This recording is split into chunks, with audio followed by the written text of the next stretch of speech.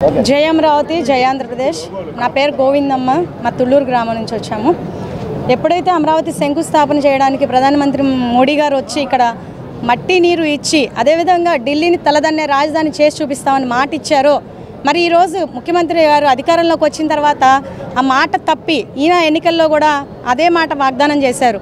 అమరావతిని ఎక్కడికి కదలనివ్వము, మేము ఇక్కడే ఇల్లు కట్టుకుని ఉన్నాము అని చెప్పి వారి యొక్క అనుచరుల చేత కానివ్వండి, కార్యకర్తల చేత కానివ్వండి, మంత్రుల చేత కానివ్వండి మాటలు చెప్పించి ఈరోజు అధికారంలోకి వచ్చిన తర్వాత 3 రాజధానులని చెప్పి మా గుండెల్లో గుణపాలు దించారు।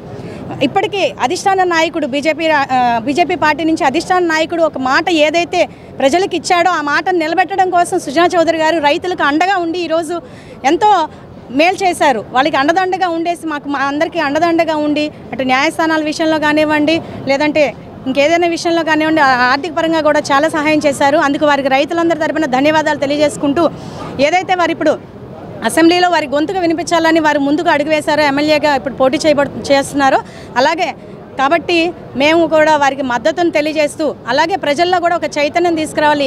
ఈ ముఖ్యమంత్రి గారు ఆ రోజున పాదయాత్ర చేస్తూ అన్ని మాయమాటలు చెప్పి ప్రజల్ని నమ్మించి మోసం చేసి ఈరోజు ఒక్క ఛాన్స్ అని చెప్పి ప్రజలు ఇచ్చినందుకు అధికారంలోకి వచ్చాక ఒక రైతులనే కాకుండా అన్ని వర్గాల వాళ్ళని ఈరోజు నడి రోడ్డును నిలబెట్టినటువంటి పరిస్థితి, ఉద్యోగస్తులు కానివ్వండి, నిరుద్యోగులు కానివ్వండి, శ్రామికులు కానివ్వండి, అలాగే ఇంకా అన్ని వర్గాల వాళ్ళని నడి రోడ్డును నిలబెట్టి ఏ ఒక్కరికి న్యాయం చేయకపోగా సంక్షేమ పథకాల పేరిట ప్రజలను దోచుకు తినడానికి ముందుకు వస్తున్నారు। కాబట్టి ఇలాంటి వాళ్ళని గతంలో ఎప్పుడు చూడలేదు, ఇక ముందు కూడా చూడకూడదని చెప్పి ప్రజలకు కూడా తెలియజేస్తూ ఆయన సంక్షేమం ఇస్తూనే మన దగ్గర 100 రూపాయలు దోచుకుంటున్నారు, 10 రూపాయలు సంక్షేమం ఇస్తూ మన దగ్గర 100 రూపాయలు దోచుకుంటున్నారు। ఇది పరిస్థితి అని తెలియజేస్తూ ఆల్రెడీ ప్రజల్లో కూడా చైతన్యం వచ్చింది। ఎందుకంటే ఎవరు ఏది చిన్న ప్రశ్నించినా కూడా ఒక్క మాస్క్ అడిగినందుకే డాక్టర్ సుధాకర్ గారికి ఎలాంటి దుస్థితి పట్టిందో మనం అందరం చూసాం। కాబట్టి ప్రజలు కూడా చూస్తున్నారు, అందరూ తెలుసుకుంటున్నారు।